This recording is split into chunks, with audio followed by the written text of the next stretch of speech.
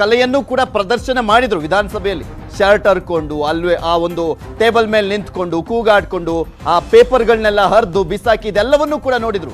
But ವಿಧಾನ ಪರಿಷತ್ ಇಷ್ಟು ದಿನ ಆ ಒಂದು ಘಟನೆಗೆ ಸಾಕ್ಷಿಯಾಗಿರಲಿಲ್ಲ. ಬಟ್ ಅದನ್ನು ಮೀರಿಸುವಂತೆ ಈಗ ಕರಾಳ ದಿನಕ್ಕೆ ಕಾರಣರಾಗಿದ್ದಾರೆ ವಿಧಾನ ಪರಿಷತ್ನ ಸದಸ್ಯರು. ಇನ್ನು ಈ ಒಂದು ಗಲಾಟೆಯ ವಿಚಾರಕ್ಕೆ ಸಂಬಂಧಪಟ್ಟಂತೆ ಕಾನೂನು ಸಚಿವರಾಗಿರುವಂತ ಜೆ.ಸಿ. ಮಾಧುಸ್ವಾಮಿ ಅವರು ಮಾತನಾಡಿದ್ದಾರೆ. ಏನ್ ಹೇಳಿದ್ರು ಅವರು ನೋಡೋಣ. ಕಾನೂನು ಸಚಿವರಾಗಿರ್ತಕ್ಕಂಥ ಜೆ.ಸಿ. ಮಾಧುಸ್ವಾಮಿ ಇದ್ದಾರೆ. ಇವತ್ತು ಪರಿಷತ್ನಲ್ಲಿ ನಡೆದಂತ ಇಡೀ ಘಟನೆ ಬಗ್ಗೆ ಅವರು ಕೂಲಂಕುಷವಾಗಿ ನಮ್ಮ ಜೊತೆ ವಿಸ್ತೃತವಾಗಿ ಮಾತನಾಡಿದ್ದಾರೆ. ಸರ್, ಪರಿಷತ್ನಲ್ಲಿ ಆಗತಕ್ಕಂಥ ಗಲಾಟೆ ಗಲಾಟೆ ಗದ್ದಲದ ಬಗ್ಗೆ ನಿಮ್ಮ ಅಭಿಪ್ರಾಯ ಸರ್? ಇದು ಯಾರು ರೂಲ್ಸ್ ನ ವೈಲೇಷನ್ ಮಾಡಿದ್ರು ನಿಮ್ಮ ಪ್ರಕಾರ? ನಮ್ಮ ಪ್ರಕಾರ ಮಾನ್ಯ ಸಭಾಪತಿಯವರು 14 ದಿವಸ ಆದಮೇಲೆ ಅವ್ರ ಮೇಲಿರೋ ಅವಿಶ್ವಾಸ ನಿರ್ಣಯ ಚರ್ಚೆಗೆ ಸಭೆಗೆ ಅವಕಾಶ ಕೊಡಬೇಕಾಗಿತ್ತು. ಅದು ಕ್ರಮಬದ್ಧವಾಗಿಲ್ಲ ಅಂತ ರಿಜೆಕ್ಟ್ ಮಾಡಿದ್ರು. ಕ್ರಮಬದ್ಧವಾಗಿ ಇಲ್ಲ ಅನ್ನೋ ಹೇಳೋದು ಕೂಡ ಸಭೆಗೆ ಬಿಟ್ಟಿದಂಥ ಅಧಿಕಾರ ಅವ್ರಿಗಲ್ಲ. ಅವ್ರ ಮೇಲೆ ನಾವು ಅವಿಶ್ವಾಸ ತಂದಾಗ ಈ cannot be a judge of his own cause. ನಿನ್ನೆ ಕೂಡ ನಾವು ಕಾಗದ ಬರೆದಿದ್ದಾರೆ ನಮ್ಮ ಪಕ್ಷದಿಂದ ಅಥವಾ ನಮ್ಮ ಶಾಸಕರುಗಳು, ನಾಳೆ ಸಭೆಗೆ ಅಧ್ಯಕ್ಷತೆ ವಹಿಸಬಾರ್ದು. 14+5 ಅಂತಿಮ ಗಡುವು ನಾಳೆ ಆಗುತ್ತೆ. ಮೊದಲು ನೀವು ಇರಬೇಕೋ ಬಿಡೋ ತೀರ್ಮಾನ ಆಗಿ ಆ ನಂತರ ಬೇರೆ ಕಲಾಪಗಳು ನಡೆಸಿ ಅಂತ ನಿನ್ನೆ ಉಪಸಭಾಪತಿಗಳಿಗೂ ಕೇಳಿದ್ದೀವಿ. ಅವರು ಆ ಕಾಗದಕ್ಕೆ ರಿಯಾಕ್ಟ್ ಮಾಡಬೇಕಾಗಿತ್ತು. ಹಾಗಾಗಿ ಇವತ್ತು ಅವರು ಕೂತ್ಕೊಳ್ಳುವಂತ ಅರ್ಹತೆ ಅವ್ರಿಗಿಲ್ಲ ಅನ್ನೋದು. ಸಭಾಪತಿಗಳು ಪೀಠಕ್ಕೆ ಬರೋ ಮುಂಚೆನೆ ಉಪಸಭಾಪತಿ ಬಂದು ಕೂತಿದ್ದು ಎಷ್ಟು ಮಟ್ಟಿಗೆ ಸರಿ ಅನ್ನೋದು ಕಾಂಗ್ರೆಸ್ ಪ್ರಶ್ನೆ. ಅವ್ರಿಗೆ ಇವತ್ತು ಕೂತ್ಕೊಳ್ಳೋ ಅರ್ಹತೆ ಇಲ್ಲ ಅನ್ನೋದು ನಮ್ಮ ವಾದ. ನಾವಾಗ್ಲೇ ನಿಮ್ಗೆ ಬರ್ದಿದ್ದೀವಿ, ಅರ್ಹತೆ ಇಲ್ಲ ಅಂದ್ಮೇಲೆ ನೀವ್ ಯಾಕೆ ಕೂತ್ಕೋತೀರಿ ಅಂತ. ಎರಡನೇದು, ಅವ್ರ ಅಜೆಂಡಲ್ಲಿ ಇವತ್ತು ತಂದಿಲ್ಲ.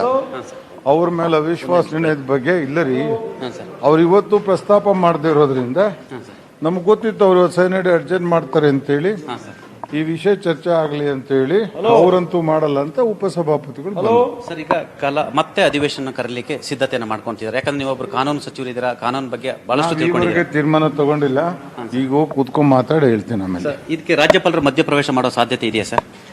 ಗೊತ್ತಿಲ್ಲಪ್ಪ, ನಾವೇನು ಚರ್ಚೆನೆ ಮಾಡಿದೆ. ನಾನು ಹೆಂಗೆ ಹೇಳೋಣ, ರಾಜ್ಯಪಾಲರನ್ನ ಕೇಳಿ ಅವ್ರ ಮಧ್ಯಪ್ರವೇಶ ಮಾಡ್ತಾರೋ ಇಲ್ವೋ ಆಮೇಲೆ ನಾನು ರಿಯಾಕ್ಟ್ ಮಾಡ್ಬೋದು. ನಾವಿನ್ನೂ ಹೌಸಲ್ಲೇ ನಮ್ಮ MLCs ಎಲ್ಲ ಕೂತಿರೋದ್ರಿಂದ ನೆಕ್ಸ್ಟ್ ಫೇಸ್ ಆಫ್ ಆಕ್ಷನ್ ಏನು ಅಂತ ಆಮೇಲೆ ತೀರ್ಮಾನ ಮಾಡಿ. ಸೈನಿಡೆ ಆದ್ಮೇಲೂ ಕೂಡ ನಿಮ್ಮ MLCಗಳು ಮತ್ತು ಅವರ MLCಗಳು ಕೂತಿರೋದು, ನೀವು ಕಾನೂನು ಸಚಿವರಾಗಿ ಎಷ್ಟು ಮಟ್ಟಿಗೆ ಸರಿ ಅನ್ನೋದು ಅಂತೀರಾ ಸರ್? ಸೈನಿಡೆ ಅರ್ಜೆಂಟ್ ಮಾಡಕ್ ಅವ್ರಿಗೆ ಅಧಿಕಾರ ಇರಲಿಲ್ಲ ಅನ್ನೋದು ನಮ್ಮ ವಾದ. ನಮ್ಗೆ ಅವರು ಮಾರ್ಷಲ್ಗಳು ಜಾಗ ಬಿಡ್ತಾ ಇಲ್ಲ ಸಭೆ ನಡೆಸೋಕೆ ಅಂತ. ನಾವು ಸೈನಿಡೆ ಮಾಡಿದ ತಪ್ಪು ಅಂತ ಹೋದ್ ಸರಿನೇ ಅವ್ರು ಸೈನಿಡೆ ಮಾಡಿದಾಗ ನಾವ್ ಇನ್ನೊಂದು ದಿವಸ ಕರೆಯುವಂತ ಸ್ಥಿತಿ ನಿರ್ಮಾಣ ಮಾಡಿದೀವಿ. ಮತ್ತೆ ಅದೇ ಮಾಡೋಗಿದಾರಲ್ಲ ಅವರು. ಇವಿಷ್ಟು ಕಾನೂನು ಸಚಿವ ಜೆ.ಸಿ. ಮಾಧುಸ್ವಾಮಿ ಅವರ ಅಭಿಪ್ರಾಯ. ಕ್ಯಾಮರಾ ಪರ್ಸನ್ ಯೋಗೀಶ್ ಜೊತೆ ಚಿದಾನಂದ್ ಪಟೇಲ್, ವಿಧಾನಸೌಧದಿಂದ ನ್ಯೂಸ್ 18 ಕನ್ನಡ, ಬೆಂಗಳೂರು. ಇವತ್ತು ವಿಧಾನ ಪರಿಷತ್ನಲ್ಲಿ ಕಾಂಗ್ರೆಸ್ ಹಲ್ಲೆ ಮತ್ತು ದಬ್ಬಾಳಿಕೆ ಮಾಡೋದ್ರ ಮುಖಾಂತರ, ಉಪಸಭಾಪತಿಗಳನ್ನು ಪೀಠದಿಂದ ಕೆಳಗೆ ತಳ್ಳುವ ಮುಖಾಂತರ, ಅವ್ರ ಮೇಲೆ ಹಲ್ಲೆ ಮಾಡುವ ಮುಖಾಂತರ ಪ್ರಜಾಪ್ರಭುತ್ವದ ಕಗ್ಗೊಲೆಯನ್ನು ಮಾಡಿದೆ. ವಿಧಾನ ಪರಿಷತ್ ವಿಶಿಷ್ಟವಾಗಿರ್ತಕ್ಕಂಥ ಸಂಪ್ರದಾಯ ಮತ್ತು ಅದರದ್ದೇ ಆಗಿರ್ತಕ್ಕಂಥ ಬದ್ಧತೆ ಇರತಕ್ಕಂಥ ಕ್ಷೇತ್ರ, ಮತ್ತು ಇತಿಹಾಸ ಇರತಕ್ಕಂಥ ಕ್ಷೇತ್ರಕ್ಕೆ ಅವಮಾನವನ್ನು ಮಾಡ್ತಕ್ಕಂಥ ಕೆಲಸವನ್ನು ಕಾಂಗ್ರೆಸ್ ಮಾಡಿದೆ. ಇವತ್ತು ಸಂಖ್ಯಾಬಲದಲ್ಲೂ ಅಲ್ಲಿ ಕಾಂಗ್ರೆಸ್ಗೆ ಬೆಂಬಲ ಇಲ್ಲ. ಇದೆಲ್ಲ ತಿಳಿದು ಇವತ್ತು ಸಭಾಪತಿ ಪೀಠದಲ್ಲಿ ಆ ಸಭಾಪತಿ ಪೀಠಕ್ಕೆ ಮತ್ತು ವಿಧಾನ ಪರಿಷತ್ಗೆ ಅವಮಾನ ಮಾಡ್ತಕ್ಕಂಥ ಕೆಲಸವನ್ನು ಕಾಂಗ್ರೆಸ್ ಮಾಡಿದೆ. ಹಾಗಾಗಿ ಕಾಂಗ್ರೆಸ್ ರಾಜ್ಯದ ಜನತೆಯ ಮುಂದೆ ಕ್ಷಮೆಯನ್ನು ಯಾಚಿಸಬೇಕು ಅಂತ ನಾನು ಆಗ್ರಹಿಸ್ತೇನೆ. ಕಾಂಗ್ರೆಸ್ ಇತಿಹಾಸವೇ ಗೂಂಡಾಗಿರಿಯ ಇತಿಹಾಸ. ಚುನಾವಣೆಗಳು ಬಂದಾಗ, ರಾಜಕಾರಣ ಬಂದಾಗ ಗೂಂಡಾಗಿರಿ ಮಾಡ್ತಕ್ಕಂಥದ್ದನ್ನು ಕಂಡಿದ್ದೇವೆ. ಅದರ ಮೊದಲ ಬಾರಿಗೆ ಇವತ್ತು ವಿಧಾನ ಪರಿಷತ್ನ ಒಳಗೂ ಗೂಂಡಾಗಿರಿಯನ್ನು ತೋರಿಸಿದೆ. ಹಾಗಾಗಿ ವಿಧಾನ ಪರಿಷತ್, ವಿಧಾನಸಭೆಗೂ ಗೌರವ ಕೊಡದೇ ಇರತಕ್ಕಂಥ ಕಾಂಗ್ರೆಸ್ ಈ ಜನತೆಯ ರಕ್ಷಣೆ ಮಾಡೋದಕ್ಕೆ ಸಾಧ್ಯವೇ ಅನ್ನುವಂಥ ಪ್ರಶ್ನೆಗಳು ಕಾಡ್ತವೆ. ಮಂಡನೆಯ ಪರವಾಗಿದ್ದೇವೆ, ಅವರ ಮೇಲೆ ವಿಶ್ವಾಸ ಇಲ್ಲ ಅನ್ನುವಂಥದ್ದು ಬಹಳ ಸ್ಪಷ್ಟವಾಗಿ ಮತ್ತೊಮ್ಮೆ ರವಾನೆ ಮಾಡಿದ್ದಾರೆ. ಈಗಾಗಲೇ JDSನವರು ತಮ್ಮ ನಿಲುವನ್ನು ಮತ್ತೊಮ್ಮೆ ಸ್ಪಷ್ಟನೆ ಮಾಡಲು ಲೆಜಿಸ್ಲೇಚರ್, ವಿಧಾನ ಪರಿಷತ್ತಿನ ಸೆಕ್ರೆಟರಿಯೇಟ್ಗೆ ಲಿಖಿತ ಮುಖಾಂತರ ವಿಶ್ವಾಸ ಇಲ್ಲ ಅನ್ನುವಂಥ ವಿಚಾರವನ್ನು ಎಲ್ಲರೂ ಕೂಡ ಸಹಿ ಮಾಡಿ ಕೊಡುವಂಥ ತೀರ್ಮಾನವನ್ನು ಮಾಡಿದ್ದಾರೆ.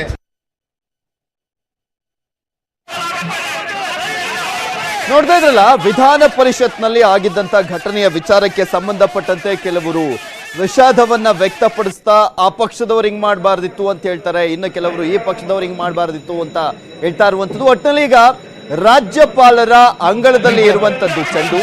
ರಾಜ್ಯಪಾಲರು ಏನ್ ನಿರ್ಧಾರವನ್ನ ಕೈಗೊಳ್ತಾರೆ ಅನ್ನೋದನ್ನ ಕಾದು ನೋಡ್ಬೇಕಾಗಿದೆ. ಬಟ್ ಈ ರೀತಿಯಾದಂತ ಘಟನೆ ಆಯ್ತಲ್ಲ, ನಿಜಕ್ಕೂ ಕೂಡ ವಿಷಾದನೀಯ. ಅವಮಾನವನ್ನ ಮಾಡಿದಂತಾಯ್ತು, ನಮ್ಮ ನಾಡಿನ ಜನರಿಗೆ ಅವಮಾನ ಮಾಡಿದಂತಾಯ್ತು. ಇವರೆಲ್ಲರೂ ಕೂಡ ನಡೆದುಕೊಂಡಂತಹ ರೀತಿ ಇವ್ರು ಆಡಿದ್ದೇ ಆಟ ಅನ್ನಂಗೆ ಆಗೋಗ್ಬಿಡ್ತು. ಇವತ್ತು ವಿಧಾನ ಪರಿಷತ್ನಲ್ಲಿ ಆದಂತ ಒಂದು ಘಟನೆ ನಿಜಕ್ಕೂ ಎಲ್ಲರೂ ಕೂಡ ತಲೆ ತಗ್ಗಿಸುವಂತಾನೆ ಮಾಡಿರುವಂಥದ್ದು. ಸೊ ಈಗ ಸಾಕಷ್ಟು ಬೆಳವಣಿಗೆಗಳು ಆಗ್ತಾ ಇದಾವೆ.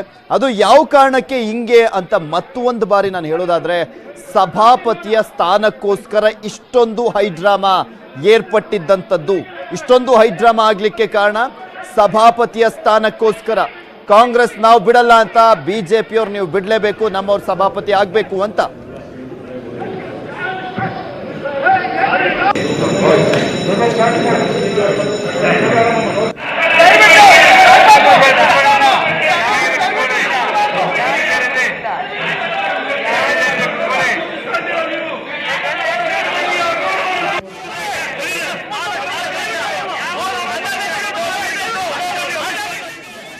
ಅವಿಶ್ವಾಸ ನಿರ್ಣಯವನ್ನ ಮಂಡಿಸಿದ್ರು ಬಿಜೆಪಿಯವರು, ಅದನ್ನ ತಿರಸ್ಕಾರ ಮಾಡಿದ್ರು ಸಭಾಪತಿಗಳು. ಅದರ ನಂತರ ನಮಗೆ ಸಭಾಪತಿಯವರ ಮೇಲೆ ನಂಬಿಕೆ ಇಲ್ಲ, ತಾರತಮ್ಯ ಮಾಡ್ತಾ ಇದ್ದಾರೆ ಅಂತ ಹೇಳಿ ಅವಿಶ್ವಾಸ ಗೊತ್ತುವಳಿನ ಮಂಡಿಸ್ಲಿಕ್ಕೆ ಮುಂದಾಗಿದ್ರು ಬಿಜೆಪಿ. ಹೊಸ ಸಭಾಪತಿಗಳನ್ನ ಆಯ್ಕೆ ಮಾಡಕ್ಕೆ ಅವಕಾಶ ಮಾಡಿಕೊಡೋದು ಡೆಮಾಕ್ರಸಿ, ಗೂಂಡಾಗಿರಿ ಮಾಡೋದು ಕಾಂಗ್ರೆಸ್ಸಿನ ಒಂದು ಸಂಪ್ರದಾಯ, ಕಲ್ಚರ್.